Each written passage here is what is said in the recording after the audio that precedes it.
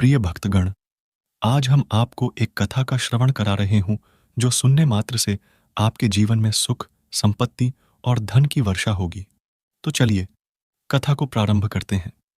भगवान शिव माता पार्वती से कहते हैं, मनुष्य के जीवन में किस्मत की भूमिका हमेशा रही है। मनुष्य अपने जीवन में सुख, समृद्धि और सफलता की कामना करते हैं, लेकिन मनुष्य अपने किस्मत का सामना नहीं कर पाते हैं तो उन्हें अक्सर तौल कर बताते हैं।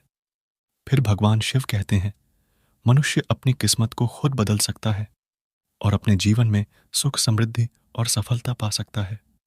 मनुष्य के जीवन में किस्मत उनके विचारों, कर्मों और अभ्यासों पर निर्भर करता है। मनुष्य अपनी चेतना को स्थिर करके नई संभावनाओं को प्राप्त कर सकता है और इस प्रकार अपनी किस्मत को बदल सकता है। फिर भगवान शिव बताते हैं, अगर मनुष्य सही समय पर सही कर्म करते हैं तो वह मनुष्य अपनी किस्मत को बदल सकता है। मनुष्य का कर्म ही जीवन की रेखा को निर्धारित करता है। यदि मनुष्य सत्य, न्याय, करुणा और समता के मार्ग पर चलता है तो उसे सुख, समृद्धि और सफलता अवश्य मिलती है। एक महत्वपूर्ण बात यह है आत्मसंयम रखना। मनुष्य अपने मन को नियंत्रित करके अपनी किस्मत को बदल सकता है। जब मनुष्य अपने विचारों, भावनाओं और क्रियाओं को संयमित रखता है तो मनुष्य स्वयं को अपने सामर्थ्य के रास्ते पर ला सकता है और अपनी किस्मत को बदल सकता है। भगवान शिव माता पार्वती से फिर कहते हैं कि इस उपदेशों का अनुसरण करने से मनुष्य अपने जीवन में एक नया अध्याय लिख सकता है। मनुष्य को अपनी किस्मत बदलने के लिए निर्धारित लक्ष्यों की प्राप्ति के लिए निरंतर मेहनत करनी चाहिए। मनुष्य को आत्मविश्वास, समर्पण और संयम के साथ काम करना चाहिए और हमेशा सत्य के मार्ग पर चलने का प्रयास करना चाहिए। तब जाकर जीवन में किस्मत का बदलाव आना संभव है। मनुष्य को यह स्वीकार करना चाहिए कि उसकी किस्मत उसके विचारों, कर्मों और आचरणों पर निर्धारित है और इन सभी पहलुओं उनके किस्मत को बदल सकता है। भगवान शिव फिर कहते हैं, मनुष्य अपने जीवन में सुख, समृद्धि और सफलता में अवश्य बदल सकता है। तब माता पार्वती कहती है, हे देवों के देव महादेव, यह क्या कह रहे हैं कि मनुष्य की जीवन रेखा मनुष्य के कर्मों पर निर्भर है? यह बात मुझे समझ नहीं आई। कृपया आप विस्तार से बताएं। तब भगवान शिव कहते हैं, हे देवी, आज मैं एक कहानी के माध्यम से आपको बताने जा रहा हूं। कृपया इसे ध्यान से सुने।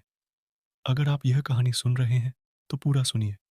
इस कथा को आधा अधूरा छोड़कर जाने की गलती मत करिएगा, क्योंकि इस पवित्र कथा को पूरा सुनने से मनचाहा फल की प्राप्ति होगी। इसलिए इस कथा को पूरा सुने। आप शिव भक्त हैं तो भोलेनाथ का अनादर न करें। एक बार की बात है, एक सन्यासी कहीं जा रहा था। रास्ते में उसने देखा कि एक अधेड़ व्यक्ति एक चट्टान पर बैठा रो रहा है। वह सन्यासी उसके पास गए और बोले, क्या बात है वत्स, तुम कौन हो और क्यों रो रहे हो? फिर सन्यासी की बात सुनकर उस व्यक्ति की सिसकियां थम गईं। वह अपने आंसू पोंछता हुआ बोला, मैं पास के गांव का रहने वाला एक बदनसीब व्यापारी हूं। मैं जो भी काम करता हूं वह बिगड़ जाता है। व्यापार के चक्कर में मैंने अपनी पत्नी के गहने गंवा दिए। मैंने अपने परिवार को भी खो दिया। यहां तक कि मेरा घर भी गिरवी पड़ा है। मुझे तो लगता है कि मैं किसी काम का नहीं हूं। मेरी किस्मत ही खराब है। उसकी बात सुनकर सन्यासी बोले, तुमसे किसने कहा वत्स की तुम्हारी किस्मत खराब है? जरा मैं भी तो जानूं कि तुम्हारी किस्मत में क्या खराबी है। फिर वह व्यक्ति बोला, पहले मैं खेती करता था, पर हर साल उसमें घाटा होता था। कभी सूखा पड़ जाता तो कभी ज्यादा बारिश के कारण फसल बर्बाद हो जाती। इससे परेशान होकर मैंने व्यापार करने का निश्चय किया। मैंने पत्नी के गहने बेचकर अपना व्यापार शुरू किया, लेकिन मेरा व्यापार नहीं चला। शुरू शुरू में परिवार वालों ने मेरा साथ दिया, लेकिन जैसे जैसे मुझे नुकसान होने लगा, मेरे परिवार वाले भी मुझसे दूर हो गए। मैं यह सब उनके लिए ही कर रहा था, लेकिन अब वे लोग मुझे देखकर नजरें फेर लेते हैं और मुझे ही मेरे परिवार की दुर्दशा का जिम्मेदार ठहराते हैं। उस व्यक्ति ने एक लंबी सांस ली और फिर बोला, मेरा एक मित्र है। उसने भी मेरे साथ अपना व्यापार शुरू किया था। उसका व्यापार अच्छा चल रहा है। वह जब भी मेरे घर आता है तो अपनी सफलता की कहानियां सुनाता है। उसकी बातें सुनकर मेरे घरवाले भी कहते हैं कि उसे देख और कुछ सीख। हमें तो लगता है कि 13 वर्ष का कुछ भी नहीं है। उन लोगों की बातें सुन सुनकर अब तो मुझे भी लगने लगा है कि शायद मेरे वश का कुछ भी नहीं है। अब तो मुझे अपना जीवन ही व्यर्थ लगने लगा है। मेरे मन में ख्याल आता है कि अपना जीवन समाप्त कर लूं। मैं यहां आया भी इसी इरादे से था, लेकिन हिम्मत नहीं कर पाया। इसीलिए यहां एकांत में बैठा विलाप कर रहा था। फिर सन्यासी बोले, ओह, तो यह बात है। वैसे क्या तुम इसके अलावा कुछ और भी कहना चाहते हो?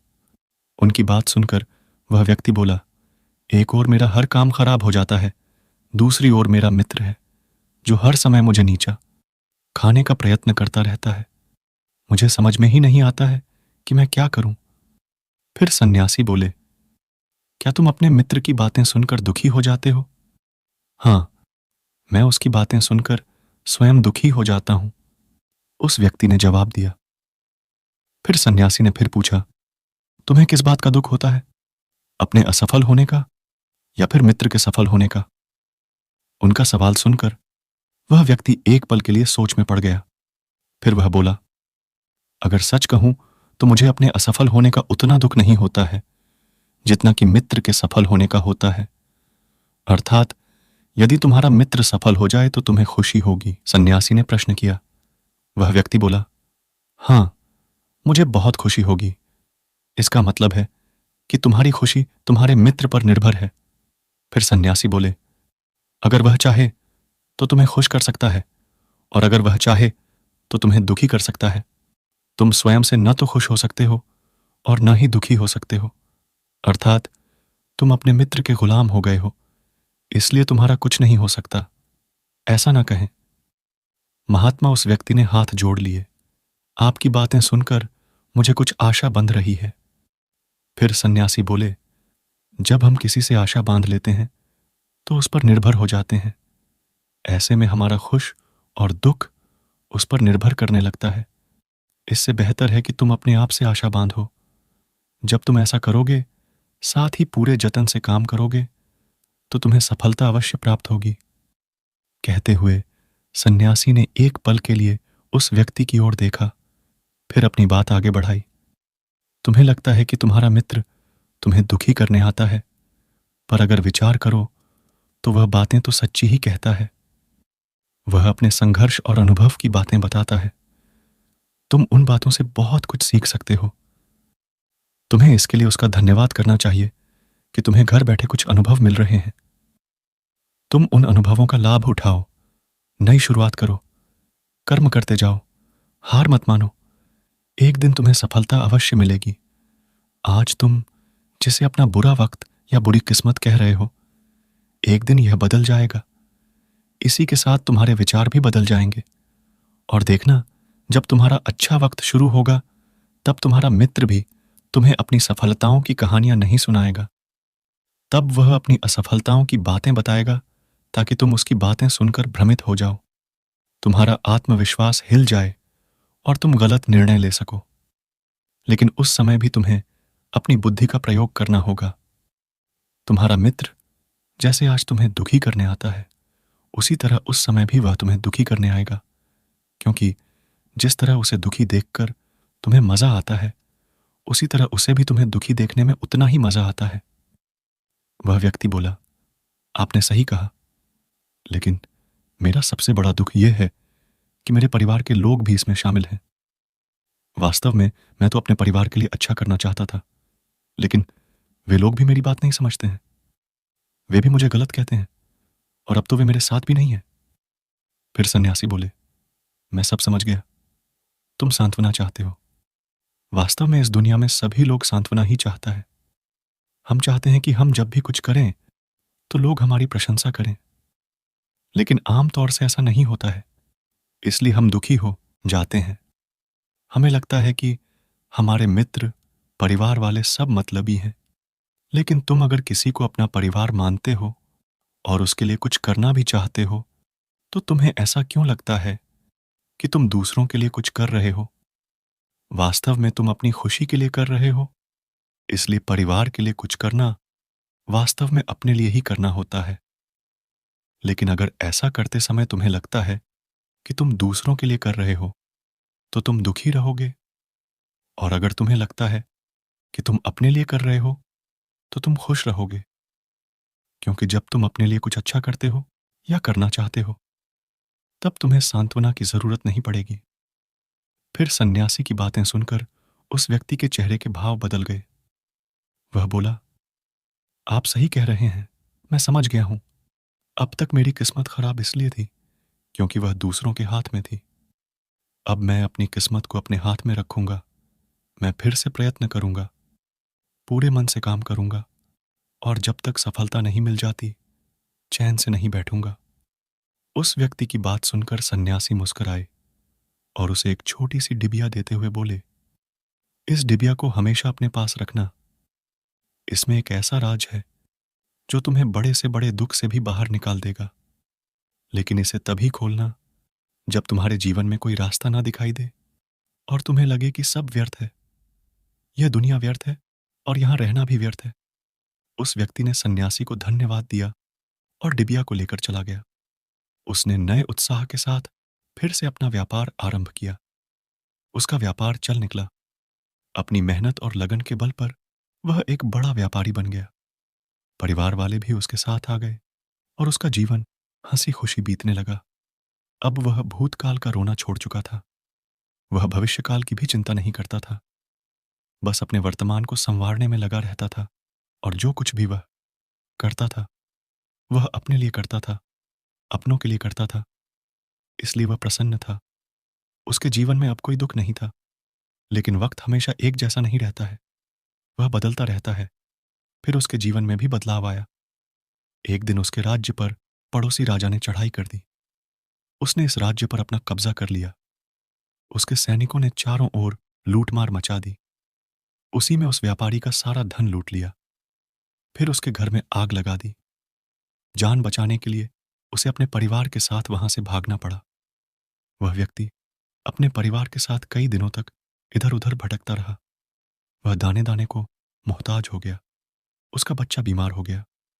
इलाज के अभाव में 72 अपने लगा।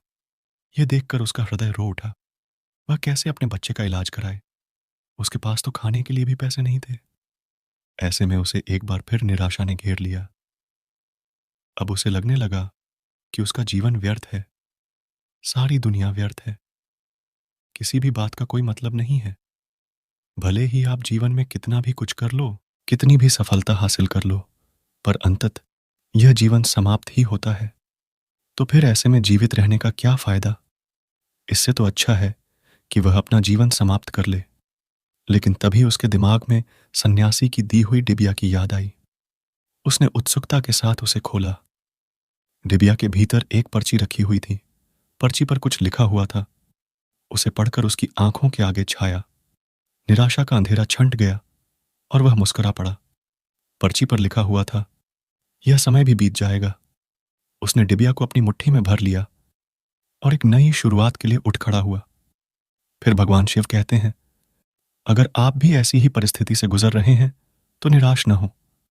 अपने अतीत पर शोक मत करें, न ही भविष्य की चिंता करें। अपने वर्तमान को जिएं और उसे बेहतर बनाने के लिए सच्चे मन से प्रयत्न करें। यकीन मानिए, जल्दी ही आपकी किस्मत भी बदल जाएगी। इतना कहकर इस कहानी को समाप्त करते हैं। जबकि ज्यादातर इंसान कभी भी अपने लक्ष्य तक पहुंच नहीं पाते, और जब भी मनुष्य अपने लक्ष्य की ओर कदम बढ़ाता है, तब उसके मन में तरह तरह के विचार उठने लगते हैं। फिर माता पार्वती भगवान शिव से कहती है, हे देवों के देव महादेव, यह सब आप हमें क्यों कह रहे हैं? हे देवी, मनुष्य को हरदम यह लगता है कि मैं यह कर पाऊंगा या नहीं। मैं इसमें असफल तो नहीं हो जाऊंगा, इसमें तो बहुत समय लगेगा। लेकिन मेरे पास बस इतना ही समय है। मेरे इस काम को देखकर लोग क्या कहेंगे, वगैरह वगैरह। लेकिन इन सब में सबसे बड़ा डर यही है कि मैं सफल हो सकता हूं या नहीं। हे देवी, इसलिए आज मैं आपको इस कथा के माध्यम से जानेंगे मनुष्य अपनी असफलता के डर को कैसे दूर करेगा, और साथ ही यह भी जानेंगे कि हमारे मन में असफलता का डर क्यों पैदा होता है और आखिर में इसका कारण क्या होता है। तब माता पार्वती कहती है, हे प्राणनाथ, कृपया मुझे इस कथा को विस्तार पूर्वक बताएं। अगर आप यह कहानी सुन रहे हैं तो पूरा सुनिए। इस कथा को आधा अधूरा छोड़कर जाने की गलती मत करिएगा, क्योंकि इस पवित्र कथा को पूरा सुनने से मनचाहा फल की प्राप्ति होगी। इसलिए इस कथा को पूरा सुने। आप शिव भक्त हैं तो भोलेनाथ का अनादर न करें। तब भगवान शिव कहते हैं, तो चलिए कहानी शुरू करते हैं। बहुत समय पहले की बात है कि एक सन्यासी पहाड़ों से घिरे घने जंगल के पास अपनी कुटिया बनाकर रहा करता था। वह सन्यासी बहुत बुद्धिमान और आत्मिक ज्ञानी व्यक्ति थे। दूर दूर से लोग जंगल पर करके उनके पास अपनी समस्या लेकर आया करते थे, और वह सन्यासी बहुत ही समझदारी से उनकी समस्या का समाधान बताते थे। एक दिन वह सन्यासी एक पास के गांव में कुछ सामग्री लेने के लिए गए थे, और जब सन्यासी वापस लौट रहे थे, तब रास्ते में एक युवक ने उनको रोक लिया और कहने लगा, महात्मा, मैंने सुना है कि आप किसी भी समस्या को बहुत ही आसानी से बता देते हैं, और मैंने कई लोगों से आपके बारे में कितने किस्से और कहानी सुने हैं। इसीलिए मैं आपसे कुछ पूछना चाहता हूं। तब सन्यासी कहते हैं, पूछो। तब युवक कहता है, हमें किसी भी कार्य में असफलता का भय क्यों रहता है, और हम बिना डरे अपने किसी भी लक्ष्य को कैसे प्राप्त कर सकते हैं? यह सुनकर सन्यासी मुस्कुराए और कहा, मैं आपके इस सवाल का जवाब जरूर दूंगा, और इसके बाद आपकी सारी समस्याएं भी खत्म हो जाएंगी। लेकिन उससे पहले तुम्हें मेरे साथ मेरी कुटिया तक चलना होगा। वह युवक उस सन्यासी के गायन की परीक्षा लेना चाहता था और देखना चाहता था कि क्या वह सही में बहुत बड़े आत्मज्ञानी है या नहीं। इसीलिए वह युवक उनके साथ कुटिया तक जाने को तैयार हो जाता है। फिर उसके बाद वह सन्यासी उस व्यक्ति को अपनी कुटिया में ले गए। लेकिन तब तक शाम हो चुकी थी, और वह दोनों भी पैदल यात्रा से थक गए थे। वह दोनों भूखे प्यासे भी थे। इसलिए वह सन्यासी ने उस युवक से कहा कि बेटा, अभी तुम भोजन करके आराम करो, तुम्हारे सवाल का जवाब मैं सुबह दूंगा। और फिर वह दोनों भोजन करके सोने चले गए। और अगली सुबह जब वह युवक उठा, तो सन्यासी ने उस युवक से कहा, चलो मेरे साथ, आज मैं तुम्हें जंगल में घुमाने ले चलता हूं।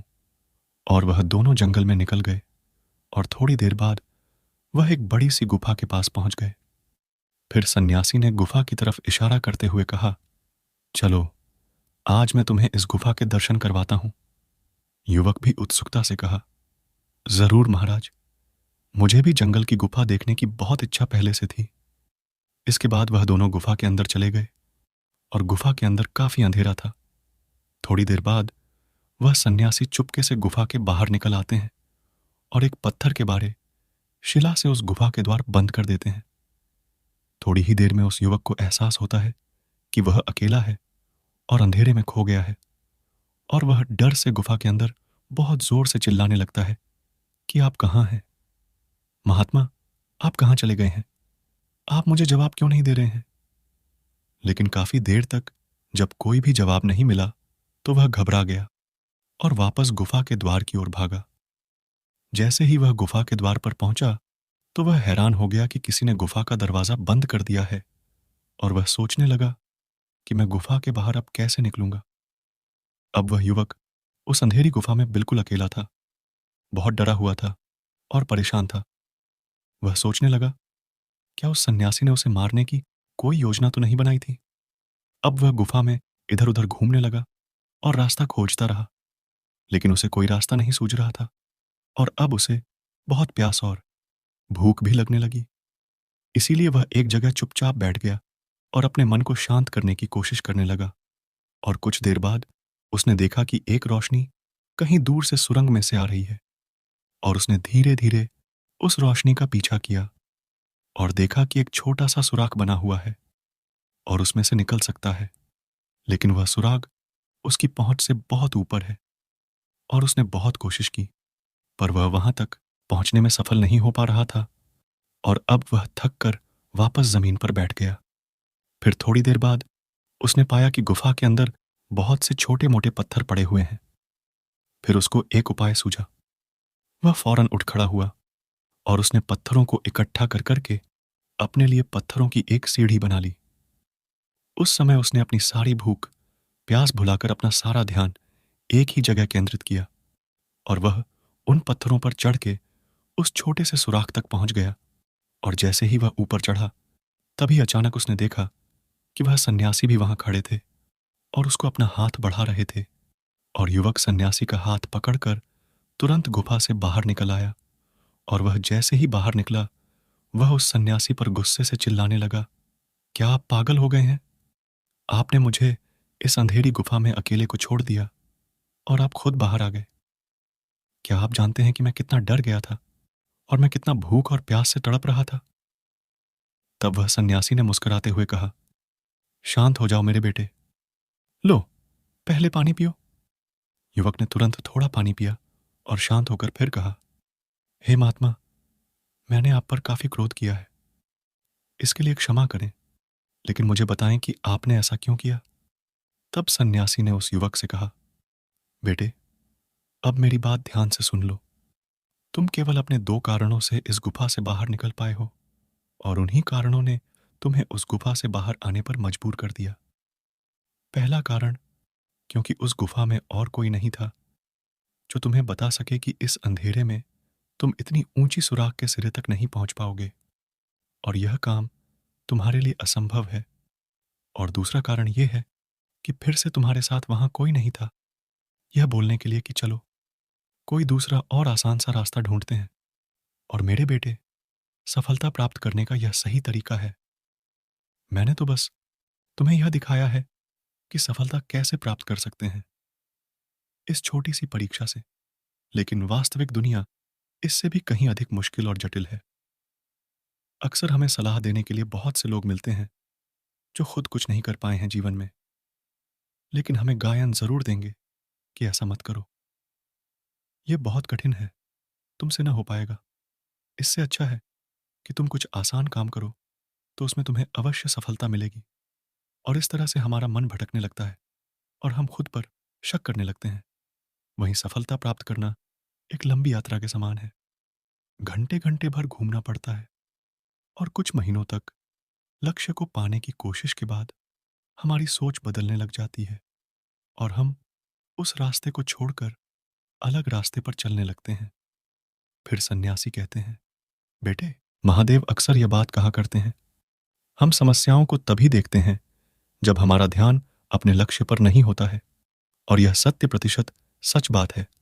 जैसे जब कोई तीरंदाज निशाना लगाने वाला होता है, तो वह एक आंख बंद कर लेता है और दूसरी आंख से केवल लक्ष्य को देखता है। इसी तरह हम सभी असफलताओं से डर जाते हैं जब हमारा ध्यान अपने लक्ष्य पर नहीं, बल्कि रास्ते में आने वाली कठिनाइयों पर ही केंद्रित होता है। तुम भी गुफा से बाहर तभी निकल पाए थे क्योंकि गुफा के अंदर तुम्हें कुछ भी नहीं दिखाई दे रहा था, बस कुछ छोटे से सुराख से आने वाली रोशनी को छोड़कर।